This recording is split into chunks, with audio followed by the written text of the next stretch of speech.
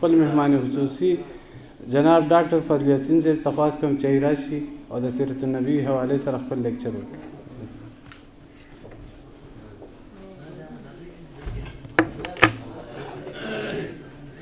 نحمده ونصلي على رسوله الكريم اما بعد فاعوذ بالله من الشيطان الرجيم بسم الله الرحمن الرحيم قال الله تعالى في كلامه المجيد لقد كان لكم في رسول الله أسوة حسنة لمن كان يرجو الله واليوم الآخر وذكر الله كثيرا صدق الله مولانا العظيم رب اشرح لي صدري ويسر لي أمري واحلل عقدة من لساني يفقه قولي سبحانك لا علم لنا الا ما علمتنا انك انت العليم الحكيم. اول خو زه تاسو ټولو شکریا ادا کوم چې زما په شان سړی د بونیر د دیهات نه مردان غونته کې سیټي ته تاسو راغوښت او ما ته لا غوږ دی د ټول نه ګران کار غوږ کې ښودی دي. د دې وجې نه الله تعالی چې انسان له کوم څیزونه ورکړي درې دي ان السمع والبصر والفؤاد غوږ کې ښودي. غالبا ججان صاحبان مسلسل وکیلانو ته غوږ دی دا ډېر ګران کار دی. سړي په دې ججان وړس وځي چې خدای پاک 2 غنټې هغه دلایل ورکوي نو دی وکیل صاحب خو فیس اغستی خو دی غریب څه ګناه کړی چې 2 غنټې د ته غوږ دی ډېر ګران کار دی غوږ کېښودل. دارنګې ډاکټر صاحب چې دی هغه مریض ته غوږ نه ږدي هغه خو چې ولیکه وایي ایکسرې ورته ولیکه. نو دې وجې نه قرآن کې چې ان السمع والبصر والفؤاد دې درېو څیزونو بس تاسو نه مونږ ورې تپوس کوو. ډاکټر صاحب ته یې تپوس نه کوي چې تا ته څه چل دی هسټري نه لې خو یې ورشه ایکسرې وکړه. نو هغه چې راځي نو تا ته وایي دې وجې نه وایي بل ته غوږ کېښودل چونکې یو ګران کار دی نو دا ډېر قیمتي عمل دی. نو فاستمعوا تاسو غوږ کېدی او دې وجې نه چې څوک غوږ دی هغه ستړي کېږي چې خبرې کوي نه ستړي کېږي. یاره وایي د مولوي صاحب هم بقله راوستو ډاکټر صاحب هم بقله راوستو او دا تقریر چې کوي دی خواړو موږ له خوب راوستی او ځکه چې څوک چې خبرې ته غوږ دی نه هغو له خوب ورځي څوک چې خبرې کوي هغه له خوب نه ورځي. نو زما کار نسبتا ډېر اسان دی خو ستاسو کار ډېر زیات ګران دی. مونږ چې دا په کومه موقع باندې یو مونږ 2 ګروپ یو د وکیلانو یا د قانوندانانو دی او بل ډاکټر صاحب دی. زمونږ یو سیشن جج صاحب په بونیر کې بیا چترال ته بدل شو دور راته یاد دي زمونږ یو میډیکو لیګل کریمینل جسټس کمیټي او میټینګ زمونږ د وکیل صاحب صدر او په ورځ کې ډېر سره ناسو. نو هغه سیشن جج صاحب یو پیره په غوسه سړی غوسه شي نو په غوسه نه ماته مېره یو حدیث دی چې لا یغزین ججان د فیصلې نه کوي د خلقو په منځ کې او هو غضبان چې کله دی غوسه د غوسې په وخت کې په فیصله باندې بین لګولې رسول الله صلی الله علیه وسلم. هغه ډېر ښکلی سړی او ماته ډېره خوږه خبره کوي ماته ډاکټر صاحب زمونږ د ججانو مثال د ترماس ته وي د دننه نه خوټ کېږو د پاسه نه یخ یو. ترماس چې د پاس سړی په لاس کې دی نو یخي وي نور موږ د دننه نه خوټ کېږو دا خبره پکې وي. او بله دا ده دغه خبره وه تاسو ته هم موږ تور کوټ اغوستی تاسو سپین. نو دا تور کوټونه د دهشت او د روب علامت دی او دا سپین کوټونه د فرشتې د رحمت علامت دی. تاسو رحمت والی نو زه ستاسو نه به روب را باندې ستاسو پرېوت اما بار روبس کړی نو تاسو به خفه کېږئ نه ځکه چې د تور کوټ خپل یو روبي. به هر حال د کم ذات په باره کې چې مونږ خبره کوو رسول الله صلی الله علیه وسلم دا داسې یو یونیک حیثیت دی یو یونیک هستی ده چې د دې په باره کې چې څومره کفارو څومره انویسټیګیشنز کړي دي څومره پې پوه شي دومره پې مونږ دومره پې ښه نه پوهېږو. دا لکه اوس دی په پښتو کې چې دا کم د علي حیدر جوشي نعت وې دغه شانتي چې مونږ ته مولانا حالي ویلی چې اتر کر حرا سے سوی قوم آیا اور ایک نسخه کیمیا سات لایا هغه ودیلو. او بیا یو عربي شاعر دی خلقت مبرئا من كل عیب کانک قد خلقت کما تشاء. پیغمبر تا کې خو یو عیب هم نشته ته خو داسې پیدا شوی لکه څنګه چې ستا خوښه وه. دا هغه پریزنټیشن ورته کړی دی او پارسي والا په خپل انداز کې کړی دی. خو چې کومه خبره کړې وه دا یو کس دی د امریکا چې ډاکټر مایکل هارټ هغه د 100 یو کتاب ولیکو چې هغه کسان چې هغه په ټوله دنیا کې هغې څه نه څه چینج راغوستی دی او کائنات یې بدل کړی دی په هغې کې څه نه څه تبدیلي د هغو د وجې نه راغلې ده. هغه 100 کسانو سلیکشن چې هغه وکړو په هغې کې یو عیسی علیه السلام یو موسی علیه السلام یو آینسټاین یو ګوربچوف مارکس دا کسانو ټول نومونه هغه لیکلي خو چې کله هغه لیسټینګ کو نو په پرایورټي لیست په ټاپ یې رسول الله کو.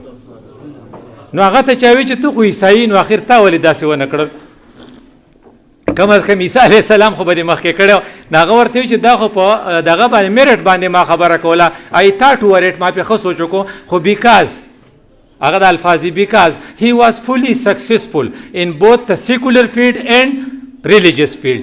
په جومات کې هم هغه داسې سکسسفل و څنګه چې په حجره کې سکسسفل و.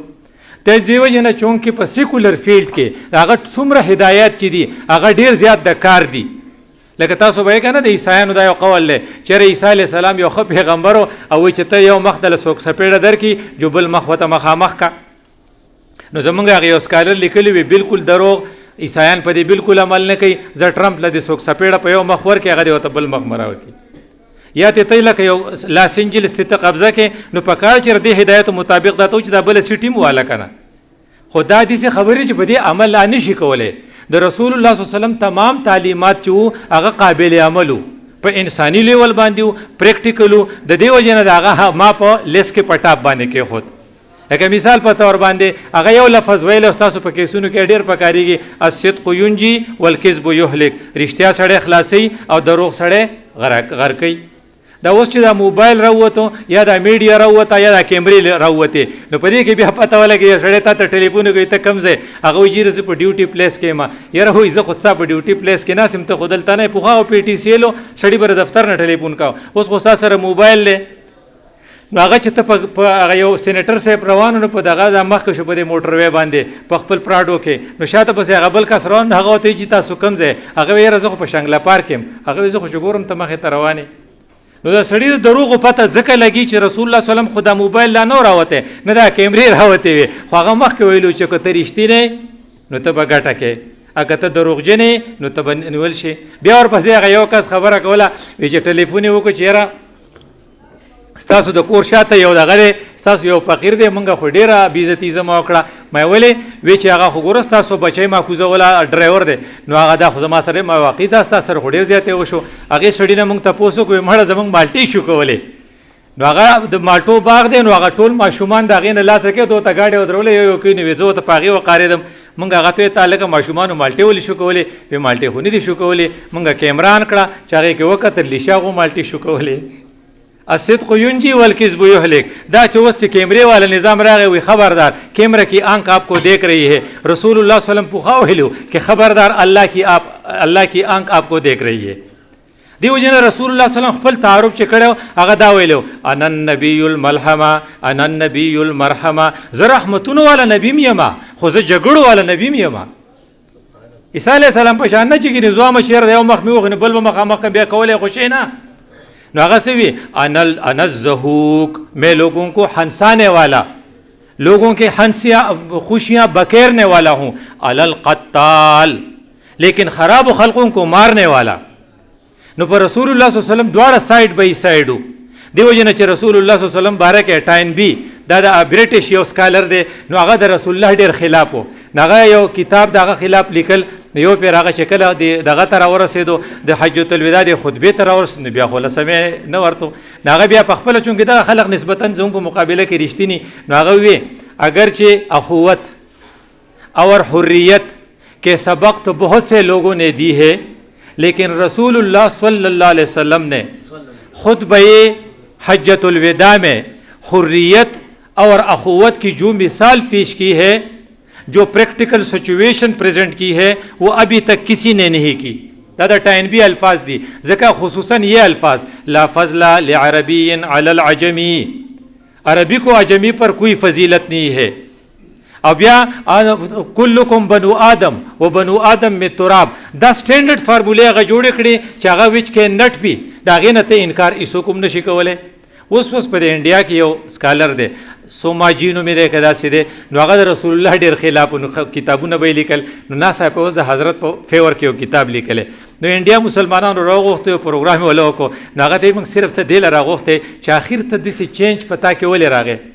هغه وی اصل خبره ده چې زما د رسول الله د هر حرکت خلاف زومه خو ما چې سوچ وکړم ما مختلف سټڈی کوله دغه خلاف د پاره ما ته دا پته ولګیدا چې قرآن نے جو کہا رسول اللہ نے وہ کیا اور رسول اللہ نے جو چاہا قرآن نے وہ کہا اللہ نے وہ کیا. ګور رسول الله وی سوي رسول الله وی قد نرى تقلب وجهك في السماء مونږ تا ته قتل پیغمبر چې ستاره مکې ته ډکیږي چې خانه کعبه ته مې مخ کړي اره د بیت المقدس نه بس کړي 16 میاشتې هغه طرف ته مونږ کړو نو فول وجهک شطر المسجد الحرام نو خدای وته چوز دی خو مغوړه استا چې پړه کې ارمان راغې خو چې الله د بری نه سویلو رسول الله کته هغه کړو نو سیناریو ته چې ما قتل نو مزه په دې نتیجه ورسېدم هغه هندو سوماجی وای زه په دې نتیجه ورسېم چې د حضرت نه او د قرآن نه زیات بهترین او د خلقو د پاره د خیر فیصله ایچا نه دی کړی د انسانیت لپاره. انسانیت کے لیے سب سے رحمت کے فیصلے رسول الله اور قرآن نے کیے ہیں. دیو جنا مخبل سینریو بدل کړه. دا چې کوم خلقو د پیژندل هغه یو دغه کنه يهودي ملګری نو په دغه کې په فرانس کې نو پی ایچ ډی کو په اسلامیاتو کې نو هغه زموږ یو ملګری سره تل ملو شو هغه ورته وی تاسو د اسرائیل خطور لګي تاسو په د عربو دا ګټول وکړه هغه ولډیر خو جواب ورکو په اردو کې چونکه خو په انګلیش کې ورکړو اردو کې هغه بیکاز हम पढ़ते हैं और आप लड़ते हैं. जो पढ़ते हैं वो पढ़ते हैं, जो लड़ते हैं वो लड़ते हैं. تاسو واپس کې دا بریلې دی, دا پلانې دی, دا پنځپیرې دی, دا عالم دی, دا وکیل دی, دا جج دی, دا تاسو واپس کې جګړې تاسو ګروپونه رخ کړي اور هم پढ़ते ہیں. دیو جن موږ له خدای پاک دا ورځ راکړه تاسو لغه پوخا تاسو ته زما د ایچ سوګي ګولډا میر برته یادې ګولډا میر د اسرائیل وزیر اعظم و نو هغه په ورځو کې ډیر زیات پرچیز وکړ د اسلحه د شام د ګولان پهاړیا وغیرہ زتلو مردن ته ماو تکتل ډیر په افسوس سره اخو اسرائیلو دغه عرب څه چل کې خو بس بيزال علي غوخه خوري او بس لګه خوري ډیر ارتاوي. دیو جن دا یو ریسرچ شوی دی چې په ټوله دنیا کې د ټول نه زیات خوراک چې ځای کېږي سعودي عرب دی او هغه هر وخت سټینډ ټو هر وخت الرټ نو هغه اسرائیل هغه دغه ته ګول امیر ته یره تا د دوره زیاته په وسله ولې واغسته هغه وځ چې په کالج کې ما د رسول الله سیرت کتلو او ما چې د حضرت په سیرت کې دا ولیدل چې جب وہ وفات پا رہے تھے نو د هغه په کور کې د ډیوی تیل نو د گاونډي نه غستیو او د زغره ورکړی وا پاغه کې یو 3 ساعو کوسو هغه وربشه هغه قرض غستې وي خو په دیوال باندې یو لستوري ځوړندې وي 11 تلواریں او 7 زریں اور 3 کمان دا سیرت والو لیکلی دي. دینه ما ته پته ولې چې رسول الله دا ګټه زګه کړي و چې دفاع مضبوطه و نو ډیفنس مضبوطو نو خپل د اسرائیل ډیفنس مضبوطول غواړم ځکه ما ته پته ده چې څار ډیفنس مضبوطی بیا به ته ګټه کولای شي او دیو جن عرب ما ټول پټو وخل نو زديره مطلب دی چې رسول الله صلی الله علیه وسلم زندگی د خلکو په صحیح معنی کې پیژندلې و ما ته هم د لک سات نه پس ان شاء الله چې رسول الله چې کوم زما ستاسو لپاره په سیکولر فیلډ کې کوم ډایریکشن دی چې هغه ما ته تراشي لکه مثال په تور یو خدا چې حضرت چې د خدای نه پیغمبري نه غوښته پیغمبري واحد سټیټس ته چې دا الله تعالی وهابي دی ته وي دا په خپل ورکی د لپاره سټرګل او ټرای کې چا وکړه پیغمبر نشي کېده. مثلا زه کوشش کوم نو زه وکیل کې دیشم بیرستر کې دیشم سی اس پی کې ولې شم خو پیغمبر نشم کېده. انسان چې دی هغه هر څومره کوشش کوي خو هغه پیغمبر نشي کېده دا وهابي شی دی. نو رسول الله صلی الله علیه وسلم چې پیغمبري میلاو شو نه خو نو خبر دا پیغمبر کېږم نو هغه فرشته او تسوی اقرا سبق وایا نو حضرت وته په سادهګۍ سره وي معنا بقارئن ماله ناراضي د نننې زماني پیر ته وایا کو په تور ټکی نه پويږم هم تاسو چې پارسه پويږم او حضرت چې چون کې رښتینه دي نو هغه معنا بقارئن ماله ناراضي نو هغه ته بیا وی ګوره تا ته مونږ چې وایو نو اقرا باسم ربک هغه سبق وای چې تا د الله سره میلاو کی الذي خلق نبي او ته وی چې واځي پړای مکوا علم بالقلم لیکلم کوا زما ستاسو لپاره په وحینه وړمبای وحی کې دا سبق ته چې خو به سبق وهل غواړي ایو به لیکل غواړي دا چې ستاسو خپل نوټس سي ستاسو خپل واتس اپ ستاسو خپل ګروپ او ستاسو هغه باندې لیکل کې او هغه ستاسو سره کمپیوټري په نن زمانه کې ځکه چې علم بالقلم کې دې ته اشاره ده او بیا ورپسې علم الانسان ما لم يعلم د سینه د چا سدیم دادي نه ډیر شي سوزونه دي چې تاسو پته نشته ان ریسرچ کوه د ریسرچ د پاره تا ته وی چرته لکه پوخا موږ د ټي بي علاج نه راتو اوس موږ له کورونا علاج نه راځي خو کو فرض کړه د کورونا د پاره ته ریسرچ وکې نو رسول الله صلی الله علیه وسلم هغه کیټاګوریکل سټیټمنټ دی لکل داء دواء د هر مرض علاج دی موږ وای چیرې د کورونا خو نشته ډیر شغلات مرشو وای چې شته خو تا ته پته نشته نو ته ټرای وکا نو ما ته وای چې ته ریسرچ کوا مسلسل سبق وای حل به راوځي اداغه سبق چې بیا ته وی دا غینه پس بیا څه چلو کا دویم وحی پس بیا رااله نبی او ته یا ایه المدثر قم فانذر وربک فکبر دا خبر اوس خلق ته ورسو دیو جن دا زماستا ریسپانسیبিলিټی دا ایز ا مسلم ایز ا امتی چې ما تا کوم خبر از دکو هغه بل چاته په صحیح انداز کې ورسو او اسه خبر اصل کې څه دا وربک فکبر الله پس مانونو کې لوی دی پس مکه کې لوی کا پس موږ کې چې لویالو ثابتېږي چې هره خبره هغه څه وایي چې نو لیجسلیشن ویل بی میډ ریفرنګ ټو قرآن و سنه دا ستا په دې عین کې چې دي دې لپاره دي چې قرآن و سنه به بالای بیا به ته هغې ته سرنډر کېږي د هغې لپاره وربک فکبر او دا کار به هلو کېږي وثیابک فطهر چې ستا جامې پاکي یو جامې خدا چې ته په اودس کې اودس دې کړی او بل دا چې ستا په لمن باندې داغ نه چې دا دروغجن دی دا ګنکپ دی دا وړي راوړي کوي دا نمیمې والا دی یعنې اخلاقي کردار دې ستا ټیکي او د دې دپاره چونکې ستا اعصاب مضبوط پکار دي نو د مضبوط اعصابو دپاره سوره مزمل ورته راولېږو چې یا ایها المزمل قم اللیل د شپې به پاسې تهجد به کې الو به ته مضبوطېږي ځکه ان ناشئة الليل هي اشد وطئا دی وجه وی هر کیس که ته ګټل غواړې هر شی چې که ته کامیابي غواړې د دې لپاره درې شرط دي نمبر 1 چې ته سخته کلکه اراده وکړې نمبر 2 چې د هغې دپاره هجرت وکړې نه وړقېږي دا موږ ټولو سبق ولې ویلی موږ د کور نه کالج ته تلو د کالج نه یونیورسټۍ ته تلو موږ هجرت کړو موږ په هاسټل کې پاتې شو ځکه موږ هجرت پکې دریم نمبر استعانت من الله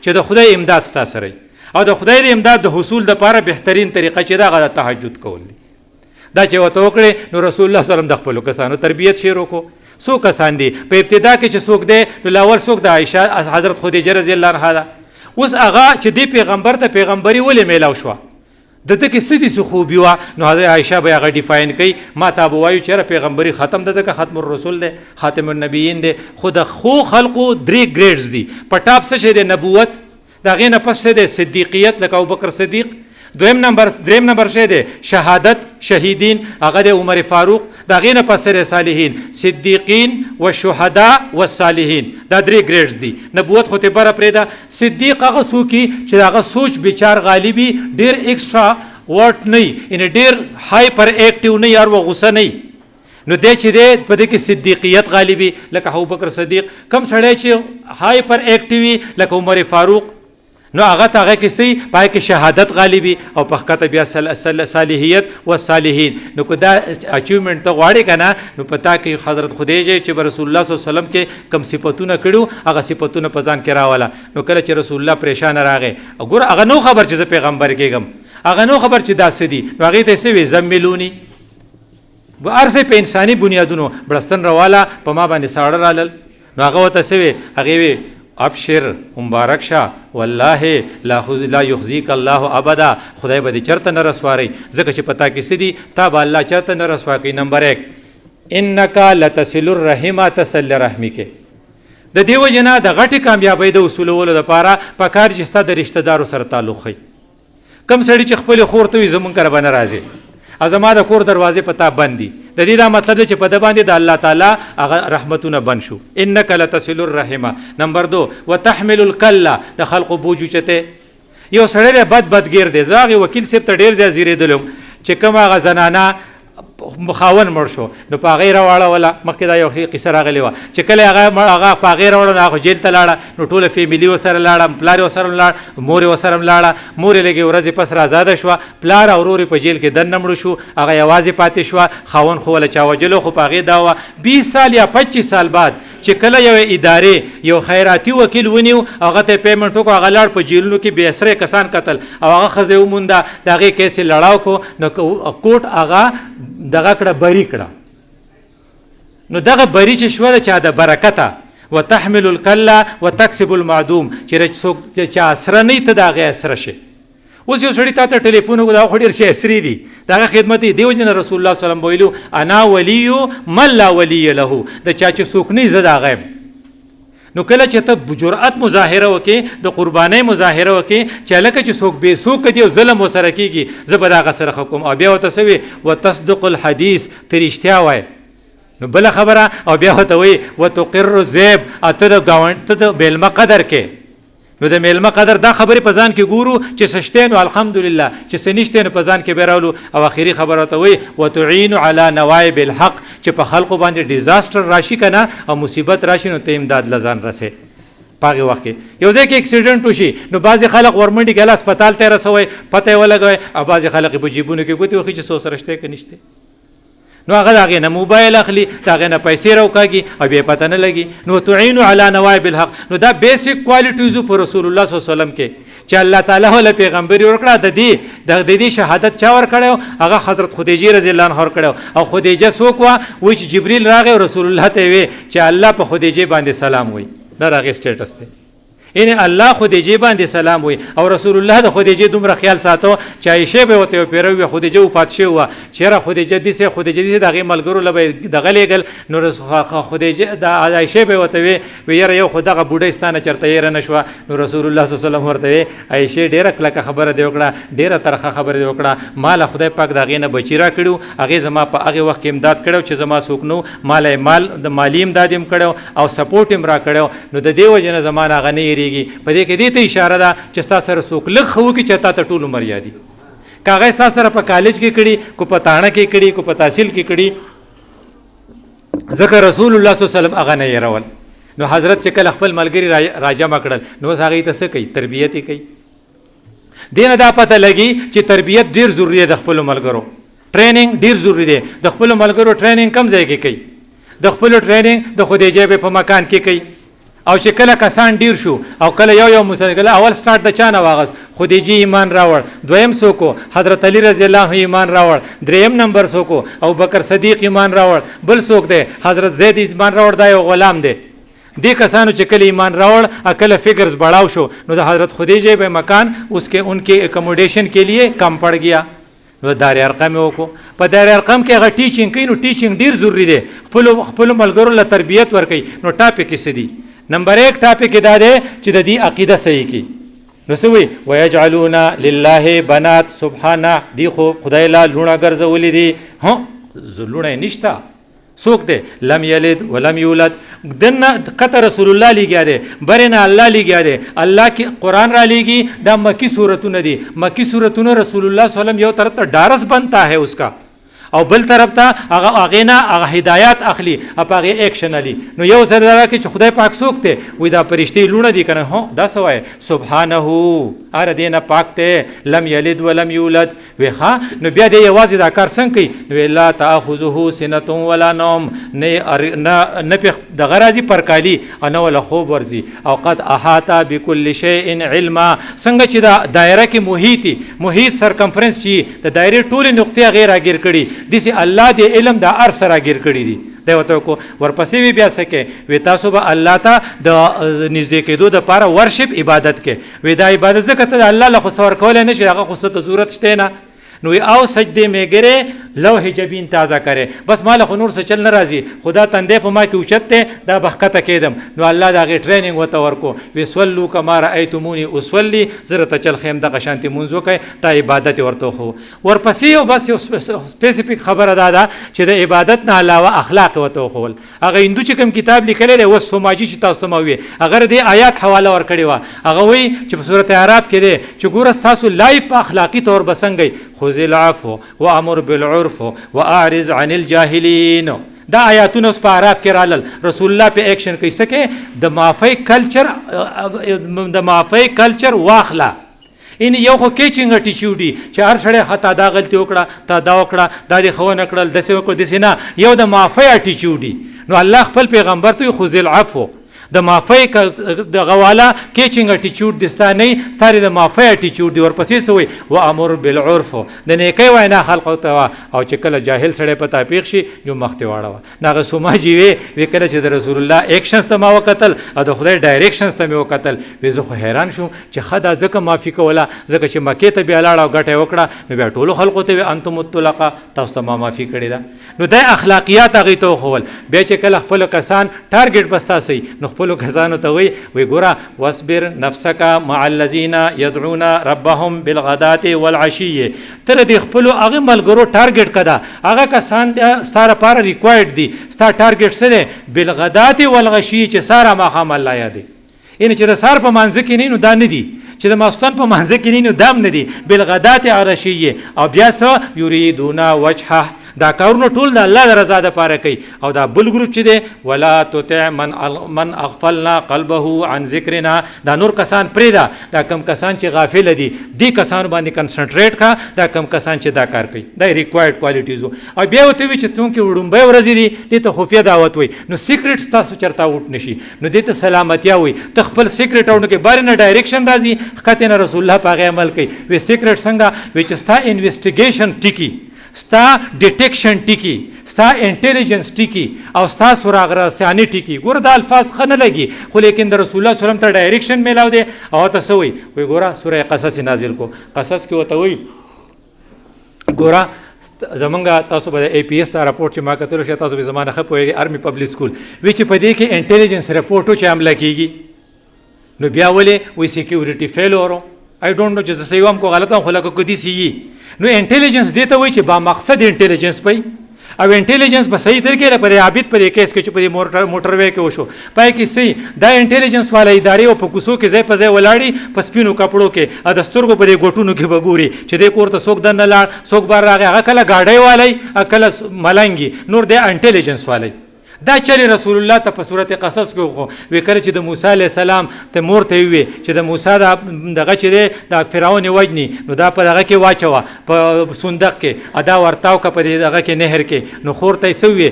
وقالت لاخته قصیه، نو خور ته یې ولوي چې په دې صندوق پسې ځه. قصیه دې ته وایي قصصا چې کوم ځای قدم کې اشارو نشانوں کو دیکھ کر، څنګه چې وی کنه چې نشانی څنګه لګېدلی وای لکه دی خوا څوک تللی دي، دا د بني آدم خپه ده. نو رسول الله صلی الله علیه وسلم د انټیلیجنس دا شی دومره کامیاب اغستی و چې کله خپله هجرت کاو نو اوس خو به د هغه د خپل لغه نشانات به وي، نو شاته پسې بیزې را روانې کړې وې چې دا نشانات وله میټاو کړي. او هلته کې غار ثور ته ورسېد. نو دی چې کله داسې کوي نو دی الله ورته چل ښي، وایي ګوره دا خور څنګه روانه ده. د هغه څه وایي فبصرت به عن جنب، نو هغې ښځې هغې خورې د سترګو په دې ګوټونو کې هغې صندوق ته کتل. نو موجوده انټیلیجنس ته وګوره او د رسول الله د ډایرکشن ته وګوره، بیا د حضرت ایکشن ته وګوره. نو هغې چې هغې چې کتل نو کله چې وکتو چې صندوق خو دې کور ته لاړ، جو هغه ورپسې غلې لاړه. نو هلته کې ماشوم تی نه اغستو. اوس موسی مور موسی ښکلی ماشوم دی راتاو کړی دی د خدای په وینا باندې چې زه فرعون د مرګ نه بچ شي. او فرعون هلته کې چې وکتو د هغه په چهره کې خدای پاک دومره اثر یخی چې فرعون ښځی پې مین شو، چې مین شو اوس هغه تی نالي او اوس دا خورکۍ دلته کې ولاړه ده. نو کله چې هغې تی نه اغستو نو هغې ورته ویې هل ادلکم، دا ګوره پرپز پول دی وسته. دا کوم انټیلیجنس چې دی با مقصد دی، زموږ د ای پی ایس په شان نه دی چې بې مقصده چې ته کله فرض که تا ته پته اطلاع راشي او تا هغه منې نه کړی شي خو بې مقصده شو که نه. نو با مقصد انټیلیجنس به ډیولپ کې. نو چې کله هغې ورته څه وي هل ادلکم علی اهل بیت یکفلونه لکم، تاسو ته یو کور ونه ښیم ما چې دې ماشوم له به تی ورکوي وهم له ناصحون، او هغه د دپاره به ډېر زیات خیرخواهي. نو الله بیا تفسیره کوي فرددناه الی امه. ګوره انټیلیجنس کامیاب شو. موږ موسی خپلې مور ته واپس کو کې تقر عینها ولا تحزن، چې هغه بیا خپلې سترګې پې یخې کړي او هغه بیا چېرته چې دا غم چې دی را بچي د ارتاولو ده چې دا پې کم شي. نو رسول الله صلی الله علیه وسلم ته دا چل ښوولی، نو د هجرت په وخت کې هم هغه شی فالو کو. بیا چې په لارې په هجرت کوي نو ګوره هلته ورته ویلي چې انټیلیجنس او سیکرټ به ساتئ. نو ابوبکر صدیق ته هغه دی شا د طرف نه په 100 اوښانو انعام مقرر شوی دی. سراقه قصوصا کې تکړه دی، د خپو نشانونو باندې ښه تکړه دی، اپسې راخلاص دی. 100 اوښان زما په خیال یو اوښ په یو لاک کې 100 چې په یو لاک کې ضرب ورکړي نو دا خو بولګیټ هم نشي ورکولی، دومره پیسې هغه ته هلته میلاوې دی. او رسول الله ژوندی راوله یا مړ راوله نعوذ بالله. نو هغه سړی پسې سیوا دی. نو دا سړي روان دي، نو رسول الله احتیاط کوي، نو ابوبکر صدیق هم احتیاط کوي. یو سړی ولا مخې له ورغی، نو ابوبکر صدیق پیژني خو رسول الله نه پیژني. نو ابوبکر صدیق ته وایي دا سړی ستا سره څوک دی؟ اوس کو حال وایي نو سیکرټ آوټ کېږي، نو اکو نه وایي نو څه وکړي؟ نو ابوبکر صدیق ډېر ښکلی ټکی وایي هادین یهدیني، دا ماته لار ښیي. نو یقینا چې رسول الله د لارې ښوو دپاره راغلی او هادي و. نو بل سړی ولا مخې له ورغی، نو بل سړی چې رسول الله ته وایي من این، تاسو د کوم ځای نه راغلی؟ دا دیهاتیان په اورو کې خو به لږه آبادي وه، چې څوک په ځنګل کې یو بل له مخې له ورغله. نو رسول الله ورته وایي من ماء، موږ د اوبو نه رالو، لکه دا انسانان ټول د اوبو نه پیدا دي. وجعلنا من الماء كل شيء حي. نو حضرت هغې ته اشاره کوي. هغه سړی وایي چېرې ما به څه کلی، نو هغه سړی په حیرت سره وایي چې مما نو انټیلیجنس سیکرټ مینټین کول لپاره دومره کوي. بیا چې کله هلته کې د بدر غزا راځي نو بیا د انټیلیجنس نه کار اخلي چېرې بدر والا روان دي چې څوره به نو پته یې لګي نه. نو کم کس چې اوبو له راغلی نو عادي ونیو نو یو سپېړه دا سپېړه چې پولیس تنبوي دا دومره بد نه کوي وی سپېړه ته وتنبوله چې هلکه ته څه کوې چا له وړې هغه ورته وایي دغه ځای کې فوج راغلی دی او موږ ته وایي چې اوبه راله راوړه دومره پیسې راکړي نو یې ښه نو هغه ورته وایي هو پیسې دا دغه وایي اوبه ولوړې او نو رسول الله هغې خپلو ملګرو ته وایي وښه یې مه که نه غوږ ورته کېدی چې دی څه وایي نو یاره څوره کسان دي اوس ګوره انټیلیجنس معلوموي چې څوره کسان دي نو هغه غریب خوړوکی دی نو هغه وایي یاره ډېر دي نو ما خو شمارلي نه دي نو حضرت پې کراس کوي دا کراس په دې کې خوند کوي نو حضرت پې کراس کوي نو ورته وایي څوره وخانه لالۍ د ورځې د دې نه به پته لګي که نه وایي څوره وخان د ورځې لالۍ نو هغه ورته په جواب کې وایي تقریبا 100 وخان یا 10 وخان هغه فکر وخو نو حضرت وایي چې یو وخ د 2 کسان دپاره پوره دی نو دې نه پته یې ولګوله چې 1000 کسان به وي دې ته انټیلیجنس وایي کیلکولیشن کوي. او بیا چې کله د احد غزا راځي نو په دې اصولو هغه عمل کوي. نو احد غزا نه د کله چې د خندق غزا راځي نو وایي چې 10000 کسان برابر شوي دي ځکه دا یهود چې دي که نه د پوخانه ډېر تکړه دي دوی په خپله جنګ نه کوي خو دوی سازش ډېر کوي. نو سازش یې وکړو نو غطفان قبیله او پلانۍ قبیله او قریش دا ټول یو ځای کړل هغې ځای نه 6000 دې ځای نه 3000 دغه ځای نه 2000 تقریبا 10000 کسان 10000 کسان چې په مدینه حمله کوي نو په مدینې ته پته ولګېده چې 10000 دي او د مدینې خپل آبادي 10000 نه ده. نو مطلب دا ناټو فوجیان دي چې ناټو فوجیان ایټ ا ټایم پتا باندې راشي په مدینه نو مدینه به څه کوي نو حضرت د انټیلیجنس په بنیاد د 10000 پته ولګوله نو میټینګ یې راوغوښتو نو ابو سعود دغه چې پکې سلمان فارسي هغه ویره دې مقابله په بله نه کېږي خو دلته به یو خندق وکنو. په دې کې دې ته اشاره ده چې نوي ایجادات چې د هغې نه به فایده اخلي ځکه د خندق تصور د عربو په تصور دغه کې نه و خو چې کله هغې ورته ووي هغه خندق وکنستو او د هغې سره هغې بیا هغه مدینه بچ شوه ځکه د هغه دا واحده غذا ده چې د دې نه پس رسول الله ووي چې اوس په دې حمله نه کوي موږ به پې حمله کوو.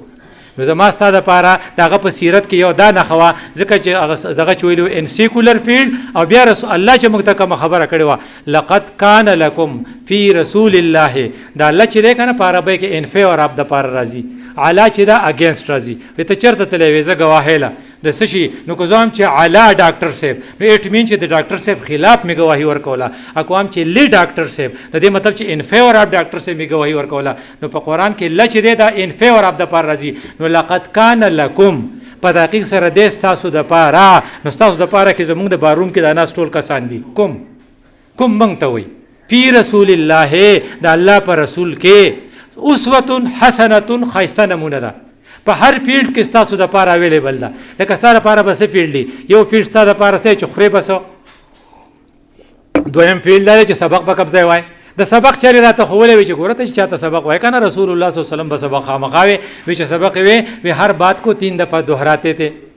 نمبر 2 اس کے الفاظ ایک نے جدا جدا ہوتے تھے کہ کوئی گننا چاہتا تو وہ گن سکتا تھا کڑ بنا کے زر چې سبق جو استاد سے وہی په دغه وی برپسې دریم نمبر ہوتا سوی کبھی کبھی استفهام یا کوېسچن پټ اپ کرتے تھے لکه رسول الله صلی الله علیه وسلم وی اتدرون من المفلس تاسو خبرې چې غریب څوک دی اوس کوېسچن یې وکړو دې ته انټریکټیو سیشن وی نو خلقو ته خپل او ویوز ورکړل نو حضرت په هغې باندې وي چې نه زما د امت مفلس خو هغه دی چې عملونه خو نیک ډېر کوي خو خوی یې خرابي یو ته کنزل کوي بل نه سپېړه تنبي د هغه ټول نیکۍ به هغه خلق والي او فطرح فی النار دی به سره د ډېرو عمرو او سره د ډېرو حجونو الټه جهنم ته ارتاو شي دا کوېسچن به یې کول. او دریم نمبر دا پریکټیکل ډیمانسټریشن به یې کوو پریکټیکل ډیمانسټریشن رسول الله صلی الله علیه وسلم یو دا چل کاو چې د خپل هات کې اشارون سه نو هغه چې مؤمن د مؤمن د پاره څه دی نو حضرت دې سکړل شبکه ان دا دواړه ګوتې چې څنګه په یو بل مضبوطی کړي دې سې کړي او بل مونږ چې کاون وسولو کما رایتمونی وصلی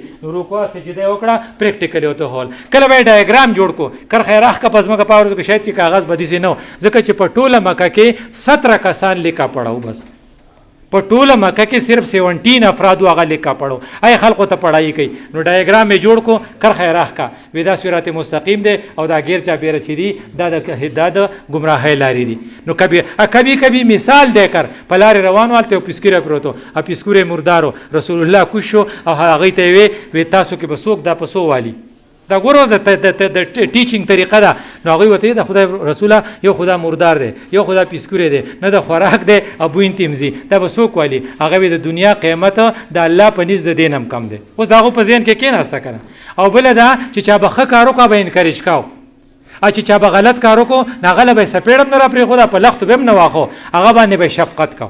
یو صحابي دی خو قرآن وایي، ابو موسی اشعري رضی الله عنه دی، رسول الله صلی الله علیه وسلم د شپې راغی او واورېدو، ځان یې پې ښکاره نه کو، خوند یې وله ورکو. سارې ورته ابو موسی لیلة البارحه بېګا د شپې چې تا خوږ تلاوت کو ډېره مزه یې کوله. هغه ابو موسی وایي کاش چې ما ته پته وی چې رسول الله ته غوږ ایښی ما به نور هم خوږ ویلی. ګوره انکریج څومره انکریج. بل طرف ته یو صحابي دی، هغه په مانځه ولاړ دی، دی وایي چې څوک پرنجې وکړي نو موږ دا خو وایو، خو دا بل ډېر کم خلک وایي چې پرنجې وکړي وایي چې الحمدلله، بل له پکار یې چاته ته وایي چې یرحمک الله. نو هغه ورته وایي یرحمک الله. نو خلکو ورته وکتل چې مانځه کې څو خبرې کوي، نو دی ورته په مانځه کې وایي تاسو ما ته ولې پټ پټ ګورئ؟ دې نه مخکې مانځه کې خبرې الاوډ وې، بیا بین لګېدلی و، خو دی نه خبر. نو چې مانځه کې څو خبرې وکړي ته به نه وایي چې جومات نه وځه، ته به نه وایي چې بېخوبه. خو حضرت ورته داسې نه وي چې کله سلام یې وګرځاو وایي ګوره دا مونځ دی او دا د حمد دپاره دی، دا د الله تعالی د تسبیح دپاره دی، په دې کې علم خبرې نه کوي. ښه د سړي سټیټس ته به یې کاته، که پوه سړي به غلطي وکړه، جن کے رتبے ہے سیوا ان کے سیوا مشکل ہے. کو ډاکټر صاحب او وکیل صاحب غلطي وکړي ته به ډېر زیات خفه شي چې دا ګوره ته بینګي وکیل ته بینګي ډاکټر ته دا کار کوي. خو که یو عام سړی لی مینو کي نو پکار نه چې هغه ته وچره کیلې پوسته کیلې بې ځایه ورته وکړو، ځکه چې کیدی شي چې هغه چا په دې نه پوه کړی.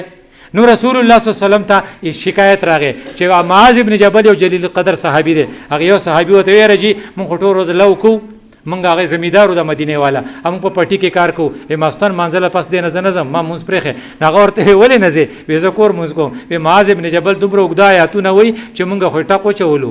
جو حضرت معاذ ابن جبل راوغوښته، وایي معاذه ته د ماستان په مانځه کې کوم صورت وایي؟ هغه هم جو ښه سړی و، هغه وایي زه بقره وام پکې.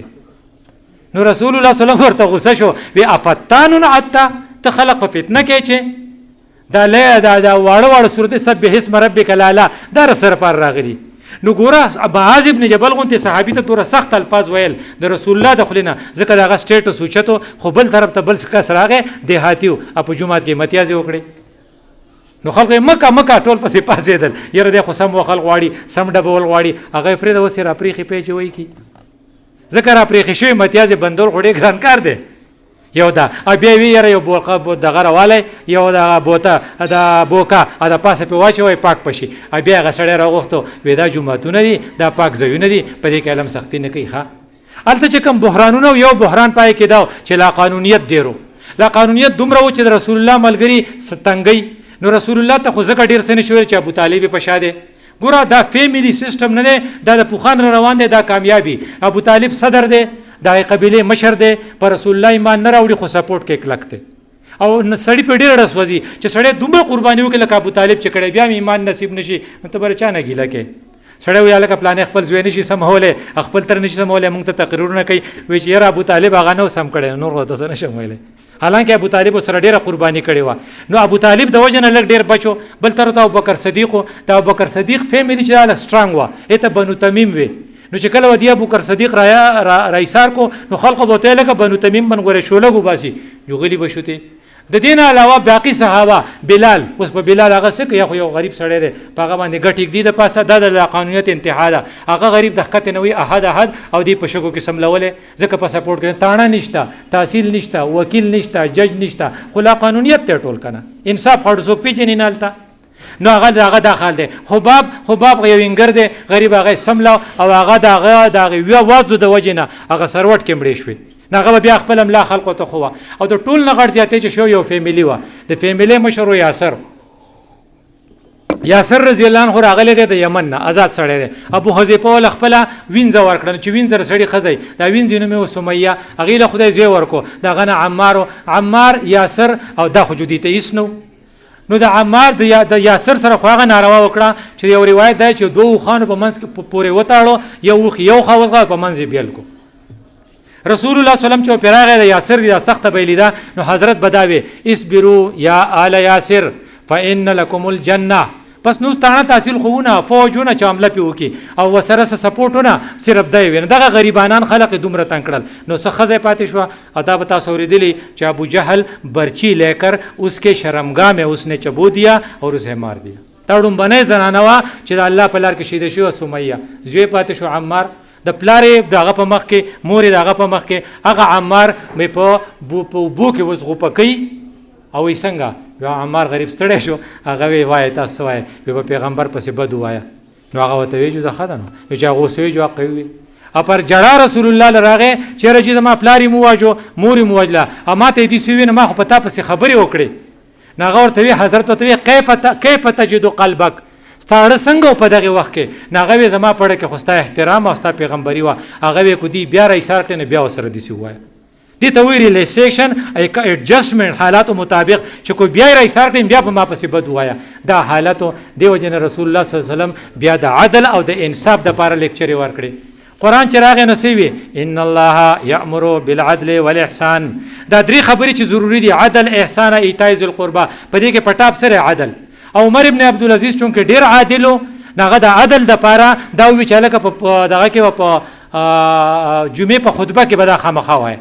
دې وجې نه که تاسو خپلو عالمانو ته غوږ کېښود داسې خطبه نه چې د آیات پکې نه وي. نو پټاپ څه دی؟ عدل. هغه وایي امرت لأعدل بینکم، رسول الله وایي ما ته ماډر شوی دی چې ستاسو په منځ کې عدل راولم. بیا چې رسول الله د قیامت په ورځ چې غارمۍ او سوری نه وي نو ټولو نه زیات به څوک په دغه باندې په اوه کسه به وي سبعتون چې هغه به په سوري نه په ټاپ یې څه وي؟ امام العادل چې څوک عدل کوي. او بیا حضرت علی رضی الله عنه ووي چې کله چې عدل نه نو خدای پاک د مسلمان امداد نه کوي، چې کله عدل وي نو د کافر امداد هم کوي. د دې نه اخوا نور څه؟ د دې وجې نه د عدل دپاره عدل یو خو هغه عدل دی چې سړي په فطرت کې هسې په دې خوی کې لکه نوشیروان عادلو ځکه هغه چا پوه کړی نو نه پیغمبر راغلی و، خو د هغه په خټه کې عدل اخلی جو هغه عدلو. بل هغه عدلي چې سړی څوک پوه کړي هغه عدل کوي، لکه حضرت عمر فاروق. نو حضرت عمر فاروق په عدل کې دومره په ټاپ لاړ چې کله زوی ورانی وکړو نو هغې سړي ماته کوړې تنبولي، وی تا به وایي چې د خلیفه زوی دی تا به دې سمې نه وي که تنبولي، زه یې تنبو خپل زوی سبجیکټ کو کوړو ته. دې وجې نه سویډن والا وایي چې وی آر فالوینګ عمریان لاس. دا حضرت عمر صاحب لاز موږ ځکه فالو کوو چې په عدل باندې مبني دي. او بیا په اخر کې عمر ابن عبدالعزیز په د اخري ورځو کې راغی عدل. نو د عدل اوی چې کله څوک عدل نه کوي د عدل لپاره درې خبرې کوو او بیا دا خبره ختمو. نمبر 1 د عدل لپاره رسول الله صلی الله علیه وسلم وی چې عادل له او جج له او قاضي له پکار دي چې تر څو پورې دویم سړی دویم فریق نه اورېدلی هم فیصله به نه کوي. دا یو ګولډن اصول دی چې بل سړي خبرې ته به غوږ دی. او حضرت لقمان حکیم وایي چې که سړي خپله سترګه تاله راوړه او وایي چې دا رانه پرانیویسته یقین پرې مه کوه تر څو پورې چې دی بل نه تپوس نه کړی. نو د فریقین به اورې. نو حضرت علی رضی الله عنه وایي چې کله د رسول الله نه دا خبره ما اورېدلې دا ډایرکشن بیا ما ته په ډیسیژن کولو کې هېڅ قسم له کنفیوژن نه دی رایز شوی. نمبر 2 دا چې وهو غضبان چې کله ته غوسه یې موږ وایو که نه کور یې جنګ کړی چې کله تا کور جنګ کړی نو بیا فیصلې مه کوه، بیا اډجرن که. ځکه چې څوک غوسه یي په هغې وخت کې شیطان په دهاوي. مولانا مودودی یو ځای لیکلي وی اس کے کندھوں پر شیطان اچل رہا ہے نو پھر یہ جو کام کر رہا ہے یہ نہیں کر رہا ہے یہ شیطان کر رہا ہے. نو حضرت دا ګولډن پرنسپل وی چې کله ته غوسه نو فیصله مه کوه، چې کله کولډ مایندډ شي. دریم نمبر دا چې کله د عدل لپاره دا وي چې کو یو وکیل صاحب تکړی او هغه دلایلو په بنیاد باندې زمانه د چا حق والی تو وہ مجھ سے نہ لے، یہ میں آپ کا ایک ټکڑا اسے دے رہا ہوں. یعنی چې د خدای رسول وایي چې زه خطا کېدی شم د وکیل په دلایلو نو عام قاضي صاحب به څومره خطا کېدی شي. اټ مین چې هغه کلاینټ خوشحاله وي زه خله وکیل مې خو او شی مې وګاټو وی ایکچولی ستا دی وی زما نه دی مړه. نو دا سما نه دی مړه چې تا وینه اټ مین چې تاله پکار دی چې دا شی نه لې ځکه رسول الله صلی الله علیه وسلم وی یہ آپ کا ایک ټکڑا میں اسے دے رہا ہوں. او څلورم اصول بیا دا خو ولیو چې سفارش مه کوئ بې ځایه. څوک چې سفارش کوي او د الله حدود قائم په قایمولو کې حایل کیږي نو فقط باء بسخط الله خدای پاک پته ډیر خپي یا خبر دینه واپس شي یا به د خدای په خفګان کې د دنیا نه لاړ شي. اقول قولي هذا استغفر الله لي ولكم ولسائر المسلمين.